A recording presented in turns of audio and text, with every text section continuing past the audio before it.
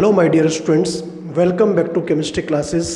Class 11 chemistry plus NEET plus JK segment में मैं श्रवण कुमार आप सभी बच्चों का एक बार फिर से वेलकम करता हूं। बच्चों आज हमारा chapter number 1 basic concept of chemistry and mole concept का लेक्चर नंबर 11 है। ओके, देखिए बच्चों, जो हमने आपको लास्ट लेक्चर प्रोवाइड किया था उसके अंदर हम लोगों ने बात की थी, एक बहुत ही इम्पोर्टेंट टॉपिक की शुरुआत की थी। नाम था percentage of element in different compounds. Okay, अलग अलग कंपाउंड्स के अंदर अगर हम लोग जो हमें कंपाउंड का फॉर्मूला दिया होता है, जैसे कि NO2CO3 C6H12O6 ऐसे करके जो हमें फॉर्मूले दी होती है, इनके अंदर डिफरेंट टाइप के जो एलिमेंट्स एक फिक्स रेशो में प्रेजेंट होते हैं, उन्हीं मॉलिक्यूल के अंदर अलग अलग एलिमेंट्स का रेशो हम लोग अलग अलग एलिमेंट का हम लोग परसेंटेज, मास परसेंटेज कैसे फाइंड आउट करते हैं, ये मैंने आपको समझाया था। आज के इस लेक्चर में उसी टॉपिक से कनेक्टेड मुझे एक बहुत ही इम्पोर्टेंट टॉपिक की शुरुआत करनी है, और टॉपिक का नाम है, बहुत ही इम्पोर्टेंट टॉपिक है, empirical formula and molecular formula. इन दोनों में रिलेशन क्या है और हम लोग इसे फाइंड आउट कैसे करते हैं, कैलकुलेट कैसे करते हैं अगर हमें न्यूमेरिकल दिया हो तो। ठीक है, तो चलिए हम लोग स्टूडेंट करते हैं लेक्चर की शुरुआत। देखिए, इस लेक्चर में आपको पहली हेडिंग डालनी है। आज की हेडिंग है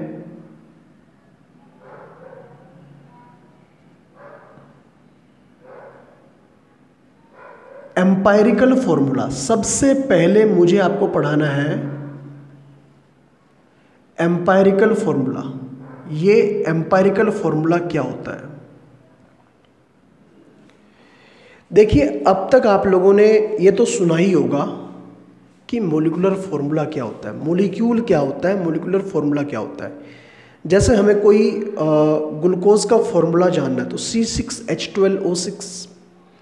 जैसे हमें वाटर का फॉर्मूला जानना है तो क्या होगा, वाटर का फॉर्मूला H2O। जैसे हमें मीथेन का फॉर्मूला जानना है CH4 हो जाएगा। तो मॉलिक्यूलर फॉर्मूला का मतलब होता है किसी भी मॉलिक्यूल के अंदर मैक्सिमम से मैक्सिमम कितने एटम्स रखे जाएं जिससे कि उसका फॉर्मूला तैयार हो जाए।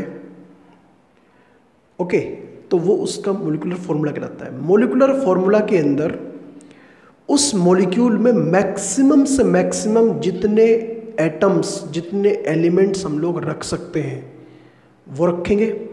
लेकिन एम्पायरिकल फॉर्मूला में इसका अपोजिट होता है। एम्पायरिकल फॉर्मूला का मतलब होता है किसी भी मॉलिक्यूल के अंदर कोई भी कंपाउंड है, कोई भी सब्सटेंस है, उसके अंदर एलिमेंट का जो मिनिमम से मिनिमम रेशियो होता है।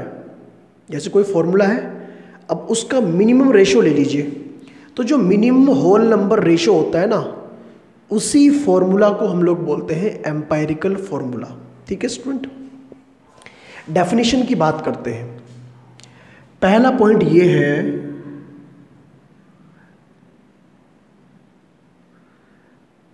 The minimum whole number ratio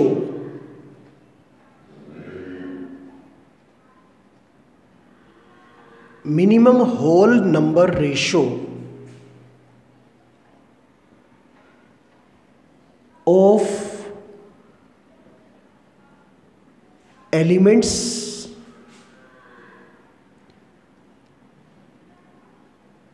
या फिर atoms. Minimum whole number ratio of elements और atoms in a substance is called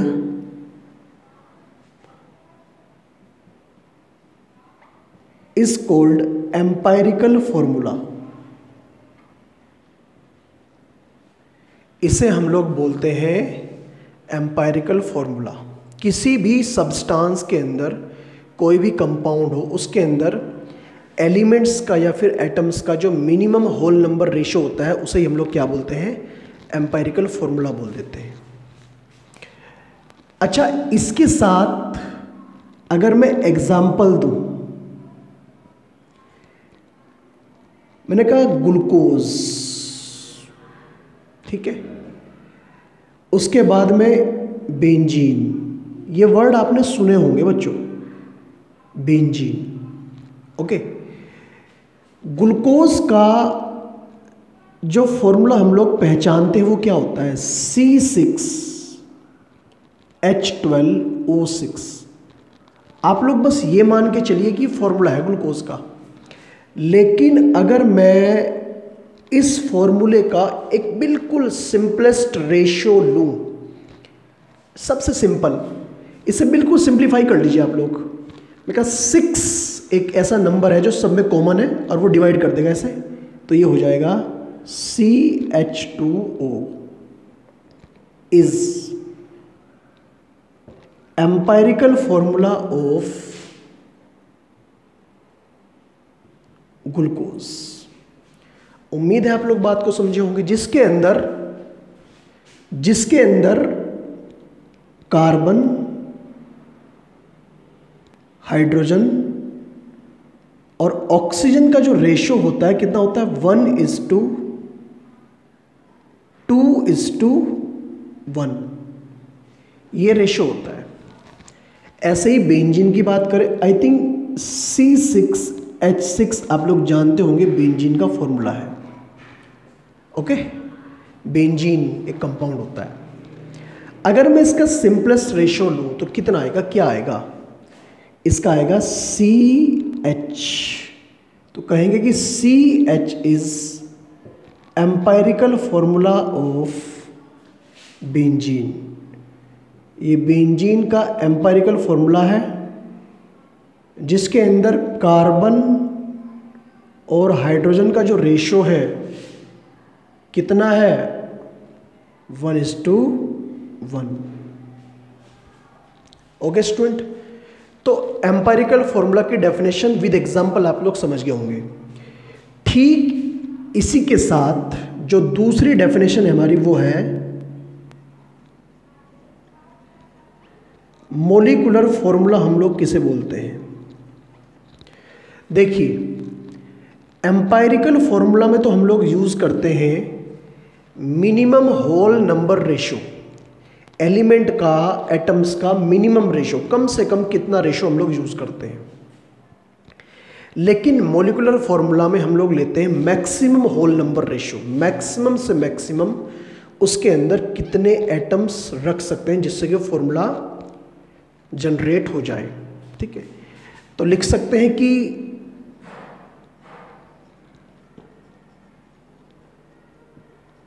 the maximum whole number ratio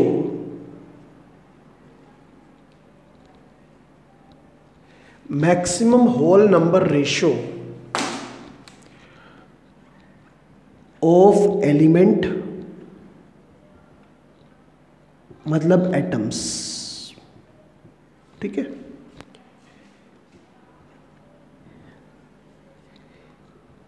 in a compound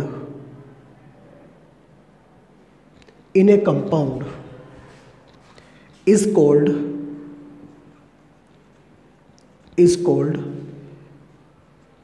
molecular formula.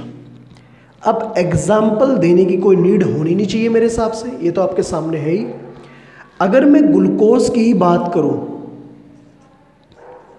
तो glucose का molecular formula क्या होगा, C6H12O6। और benzene की ही बात करूं तो बेंजीन का हो जाएगा C6H6, ओके स्टूडेंट।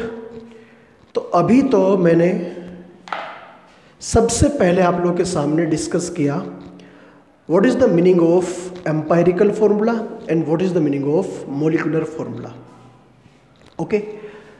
अब एक एग्जाम्पल लेकर मैं आपको एक्सप्लेन करूंगा कि क्या रिलेशन होता है इन दोनों में, इनमें रिलेशन है आपस में, और उसी रिलेशन के बेस पर हम लोग न्यूमेरिकल सोल्व करेंगे 1 बाय 1। जो जो न्यूमेरिकल भी आएंगे सारे न्यूमेरिकल हम लोग सोल्व करेंगे।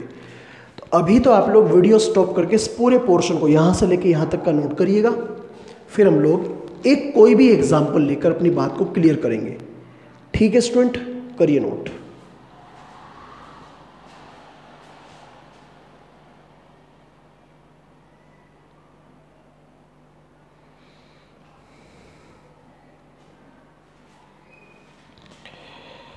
ओके स्टूडेंट, तो चलिए फिर बच्चों हम लोग एक बहुत ही इम्पोर्टेंट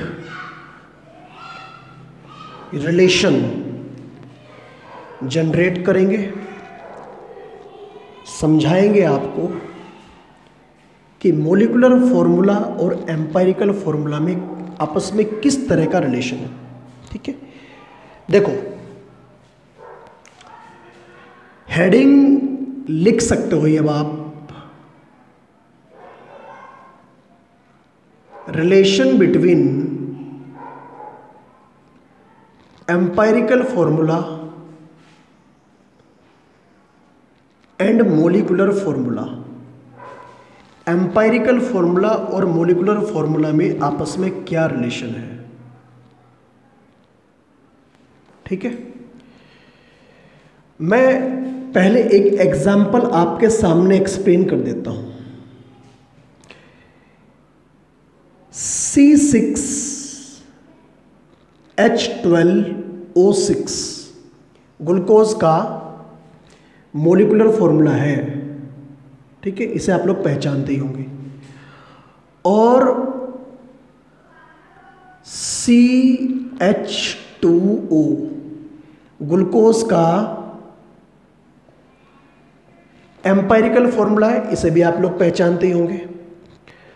हमने किसी सुटेबल नंबर से अगर इसमें मल्टीप्लाई कर दिया, ठीक है, इसे मैं ऐसे लिख लूं।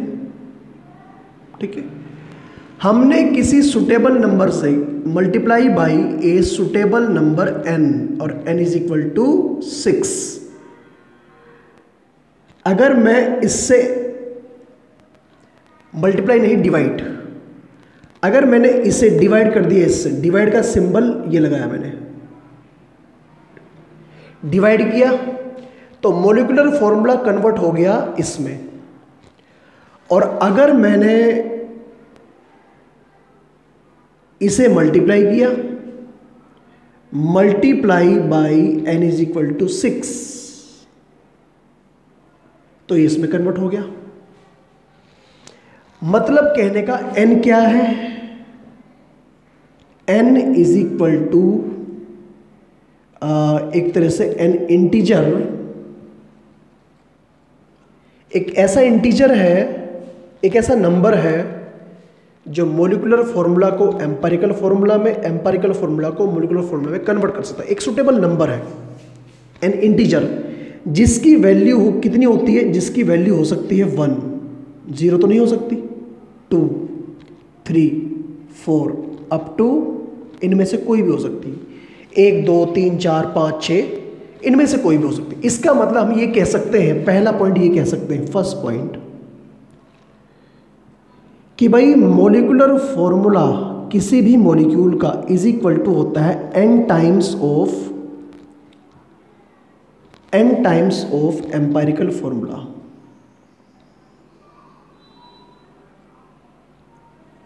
ठीक है, मतलब अगर एम्पायरिकल फॉर्मूला में इससे मल्टीप्लाई करेंगे तो ये मिल जाएगा। और भाई बच्चों हम लोग ये भी कह सकते हैं कि empirical formula is equal to molecular formula divide by n, ये भी तो कह सकते हैं ना हम लोग। तो ये दोनों के दोनों जो कॉन्सेप्ट हैं ये एक दूसरे को ऐसे कोरिलेट करते हैं। ठीक है, ओके, थोड़ा सा और एक्सपेंड कर लेते हैं अपनी बात को। जैसे मैंने कहा ग्लूकोज C6H12O6, इसका मॉलिक्यूलर फॉर्मूला मास, ग्लूकोज का मॉलिक्यूलर फॉर्मूला मास, मतलब इस फॉर्मूले का मास कितना है। ग्लूकोज का मॉलिक्यूलर फॉर्मूला मास होता है 180। ऐसे ही ग्लूकोज का एम्पायरिकल फॉर्मूला मास कितना होता है। ये जो फॉर्मूला है एम्पायरिकल, ऑब्वियसली ये मॉलिक्यूलर है, तो empirical formula mass is equal to 30। तो कहीं पर अगर हमें किसी मॉलिक्यूल का, कोई मॉलिक्यूल है और उसका हमें अगर मॉलिक्यूलर फॉर्मूला मास दे रखा है, उसका मॉलिक्यूलर मास दे रखा है, ओके, और एम्पायरिकल फॉर्मूला हमें पता है, तो हम लोग n पता लगा सकते हैं ना। तो यहां पर n निकल जाएगा, n इज इक्वल टू, या फिर इनमें रिलेशन क्या होगा, molecular formula mass is equal to n times empirical formula mass. मतलब वो फॉर्मूला में रिलेशन है और ये मास में रिलेशन, तो n इज इक्वल टू हो जाएगा यहां से molecular formula mass divide by empirical formula mass. मतलब यहां पर n की वैल्यू कितनी आएगी ग्लूकोज वाले केस में, 180 divide by 30, n is equal to 6। ठीक है, तो हम लोग ऐसे करके, ऐसे कोरिलेट करके हम लोग ऐसे निकाल सकते हैं। तो ये फॉर्मूले आपको ध्यान रखनी है, ये कॉन्सेप्ट आपको ध्यान रखना है, और तब जाकर आप लोग न्यूमेरिकल को सोल्व करोगे। ठीक है, अभी तो रिलेशन मैंने ड्राइव कर दिया। अब मुझे आपको समझाना है कि एम्पायरिकल फॉर्मूला हम लोग किस कंडीशन में फाइंड आउट करेंगे। हमारे पास ऐसा क्या डेटा गिवन होगा न्यूमेरिकल में जो हम लोग उस सब्सटेंस का एम्पायरिकल फॉर्मूला फाइंड आउट करेंगे। ठीक है स्टूडेंट, तो चलिए हम लोग बच्चों करते हैं शुरुआत। पहले आप लोग वीडियो स्टॉप करके यहाँ तक का पोर्शन तो नोट कर लीजिएगा। ठीक है, बहुत इंपॉर्टेंट कैलकुलेशन है नीट के लिए, जेई के लिए, और आपके बोर्ड लेवल के जो एग्जाम्स होते हैं उनके लिए भी। ठीक है, इंपॉर्टेंट कैलकुलेशन है, करिए आप लोग नोट से बच्चों।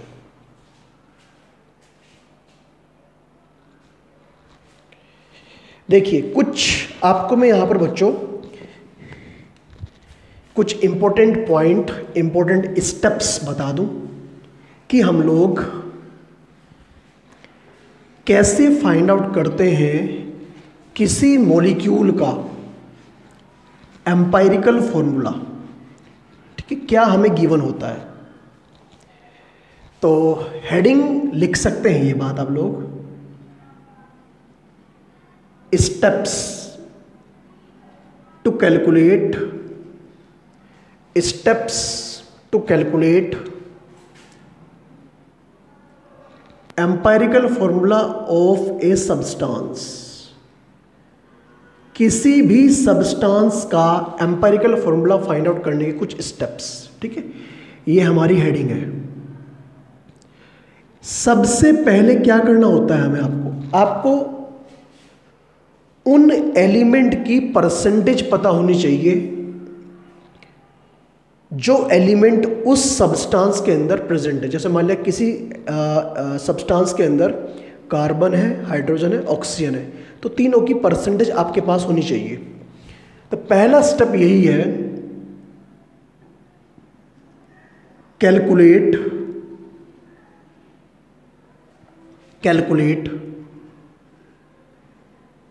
Mass percentage of each element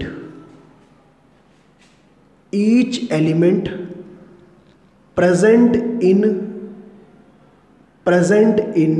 given substance। जिस सब्सटेंस के बारे में बात हो रही है ना,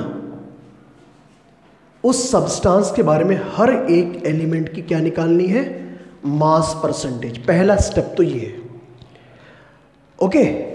लेकिन ध्यान रहे, इफ नॉट गिवन, अगर नहीं गिवन है तो, बाय चांस अगर आपको ऑलरेडी गिवन है फिर तो नीड ही नहीं है। अगर गिवन है तो ये वाला स्टेप क्या कर देंगे, स्किप कर देंगे। अगर नहीं गिवन है तो करेंगे काम। स्टेप नंबर 2, जब आप लोग हर एक एलिमेंट की मास परसेंटेज फाइंड आउट कर लेंगे, एक तरह से मास ही है वो, जब मास परसेंटेज फाइंड आउट कर लेंगे तो आप लोग फाइंड आउट करेंगे हर एलिमेंट के number of moles. Find out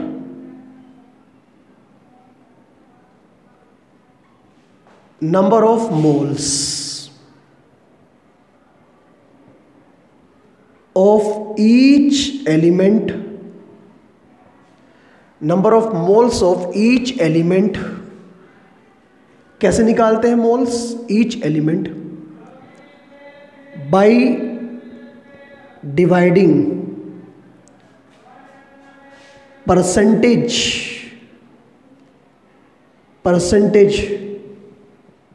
with their atomic mass। उनके एटॉमिक मास, जो एलिमेंट है उनके एटॉमिक मास से क्या करना? परसेंट को डिवाइड। मतलब कहने का ये है बच्चों, आप कह सकते हो ये बात, moles is equal to percentage, जो परसेंटेज गिवन है ये आपने कैलकुलेट की, और क्या करना है? मोलर मास या फिर एटॉमिक मास। एटॉमिक मास ये आपको ऐसे करके पता लगाने हैं मोल्स, ठीक है? ये मोल्स पता लग जाएंगे।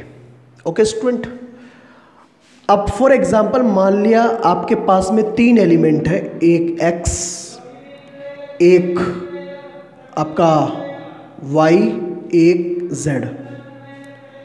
इनके अपने अलग अलग मोल्स होंगे, ठीक है? फॉर एग्जाम्पल इन्हें मैं ऐसे लिख लेता हूँ बच्चों, मतलब 2 ही एलिमेंट है, एक X और एक Y, इसके मोल N1 और इसके मोल N2, ये आपने फाइंड आउट कर लिए, ठीक है? यहाँ तक का काम आपका हो गया, मोल्स फाइंड आउट कर लिए। तीसरे स्टेप में क्या करना है आपको? जो आपने मोल्स फाइंड आउट किए हैं उनमें से जो छोटी वैल्यू है, फॉर एग्जाम्पल ये स्मॉलर है और ये लार्जर है, तो आपको क्या करना है? छोटे वाली जो वैल्यू है उससे हर एक को डिवाइड करना है। मतलब हमें निकालने हैं relative moles. Find out relative number of moles, ठीक है? क्या करते हैं इसके लिए?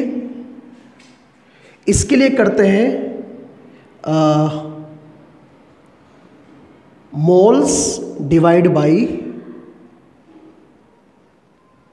स्मॉलर वैल्यू ऑफ मोल्स, इन्हें बोलते हैं रिलेटिव मोल्स। जो भी मोल आए हैं ना, आपको छोटे वाली वैल्यू क्या करना? डिवाइड करना। एग्जाम्पल देखो इसका, अगर N1 की वैल्यू छोटी है और N2 की वैल्यू बड़ी है तो क्या करेंगे? तो आप लोग करेंगे ये कि पहले केस में, मतलब x के लिए क्या करेंगे? x के लिए N1/N1 और y के लिए N2/N1। छोटे वाली वैल्यू से हर एक को डिवाइड करना, अपने आप को भी डिवाइड करना है, ठीक है? उसी के मोल से उसी को डिवाइड करना। तो ऐसे करेंगे हम लोग ये काम, ओके? अब जो भी फाइनल आंसर आएगा इस वाले केस में, स्टेप नंबर 3 में जो भी फाइनल आंसर आएगा, अगर वो एक होल नंबर है, ठीक, तो ओके, और अगर वो होल नंबर नहीं है तो उसे होल नंबर में कन्वर्ट करना पड़ेगा। If value comes in step 3 is in a whole number, अगर ये एक होल नंबर में है, होल नंबर का मतलब 1 2 3 4 5 ऐसे करके, होल नंबर का मतलब 1 2 3 4 एक्सेप्ट, अगर इनमें इस रेंज में है तो देन इट्स ओके, तब तो ठीक है। इफ नॉट, अगर नहीं है तो, if not then convert them in whole number, उन्हें होल नंबर में कन्वर्ट करो। होल नंबर में कन्वर्ट करने के लिए हम लोग क्या करते हैं, या तो करते हैं राउंड ऑफ या किसी सुटेबल नंबर से मल्टीप्लाई कर देते हैं, कुछ भी करे कर सकते हैं। और जैसे ही आप लोग स्टेप नंबर 4 अप्लाई कर दोगे, इमीडिएटली आपके पास में उन एटम्स के नंबर आ जाएंगे जो एटम्स, जो एलिमेंट उस फॉर्मूला के अंदर प्रेजेंट है। तो ये तो थ्योरेटिकल पार्ट है, ये तो आपको याद करना ही करना है। मेन चीज़ आप लोग तब सीखोगे जब मैं आपके सामने 2-3 एग्जाम्पल डिस्कस कर दूंगा। अभी आप लोग वीडियो स्टॉप करके इस पूरे पोर्शन को नोट कर लीजिएगा, फिर हम लोग आगे बढ़ते हैं स्टूडेंट।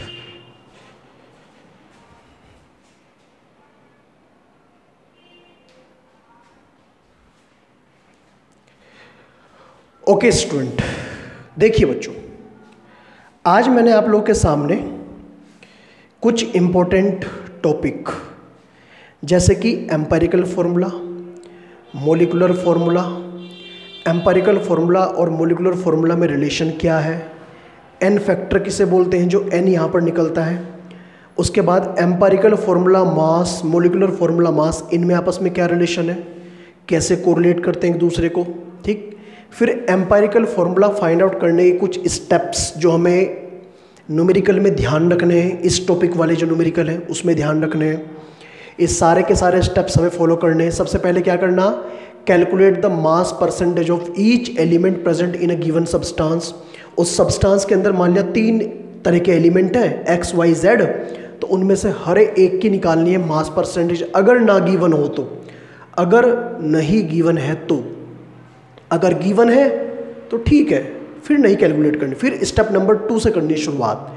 उसके बाद स्टेप नंबर 2 में क्या करना, find out the number of moles of each element by dividing percentage with atomic mass. Moles find out करने एक्स के, वाई के और जेड के, या फिर जो भी उसके अंदर एलिमेंट प्रेजेंट है। मोल्स कैसे पता लगाते हैं, मैंने कहा हर एक की परसेंटेज को उसके अपने एटॉमिक मास से क्या करना, डिवाइड। फॉर एग्जाम्पल मेरे पास में 2 एलिमेंट है एक्स और वाई, तो एक्स के मोल निकलेंगे N1 और वाई के निकलेंगे N2, मोल्स निकल गए। उसके बाद में तीसरे स्टेप में ये इंपॉर्टेंट है, find out the relative moles, मतलब एक दूसरे के रेस्पेक्ट में कितने मोल्स हैं, ठीक है, मतलब एक तरह से रेशो मान लीजिए उसे आप लोग। रिलेटिव मोल कैसे निकालते हैं, मैंने कहा किसी के भी मोल 2 है ना, इनमें से किसी के भी मोल डिवाइड करेंगे उनमें से स्मॉलर वैल्यू से। मान लिया अगर ये वैल्यू स्मॉल है तो इस वैल्यू से हर एक को डिवाइड करेंगे, मतलब this value upon this value, this value upon this value, तो moles upon smaller value of mole, ये तरीका है।